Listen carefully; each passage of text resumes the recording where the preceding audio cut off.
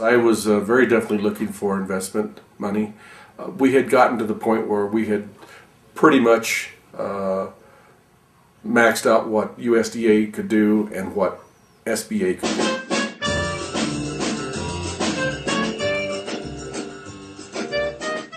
Pursuing a relationship with New Mexico Community Capital, for me, the things that got my attention was that they were an investment group that would invest outside the Rio Grande corridor.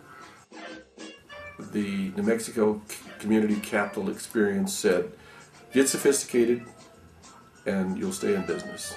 You have a chance. If you don't, then you're not going to have the funds available to you to continue. We are an industrial supplier of chili, so we sell large truckloads of 55-gallon drum chili to large customers. An investment opportunity is, in our case, a New Mexico-based business looking for equity capital to help grow or expand their business. So they're a prospect for our investment fund. We're going to take a little tour through the chili plant. Off to the right, you'll see some fire roasters. Henry and the plant are actually in Animas, New Mexico, or Cotton City, New Mexico, but there's no post office there, so our address is Animas. And that's in the boot heel of the state. Over here we have our drum cooling system. When the product goes into that drum, it's over 200 degrees. You want to go in this thing? We're inside of our aseptic processing room.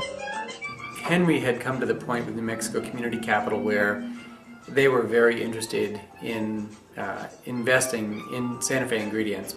Going to the next level in the financing required that we have more sophistication in our CFO.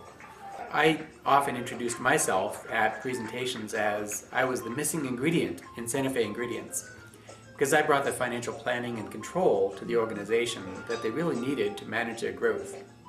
So going forward, after we introduced Jim Gill to SFI, and we continued to work with the company, providing guidance and adding, I think, more credibility to the company, walking through the whole investment process, whether or not we would invest or whether or not another strategic investor would come along. We were still very involved with SFI. Inside here is our canning facility. The process begins outside with fresh product, goes through the steam peelers, product is being filled into the cans, products are cooled, labeler, and then the caser. I was working with New Mexico Community Capital, and we were at the point where we were almost to finish.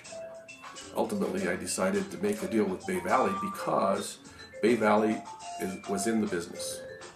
They're a $1.5 billion food processing company very interested in expanding into the Tex-Mex food segment. Henry's capability on the supply side just made a tremendous strategic fit.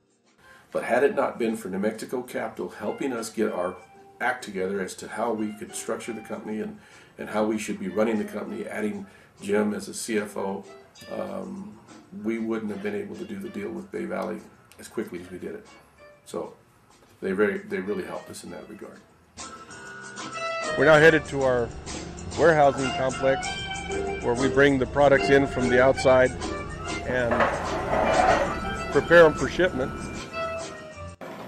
SFI has not offered benefits to its employees historically, and we will be reaching a milestone. This July 1st, we'll be implementing a company-wide employee benefits plan.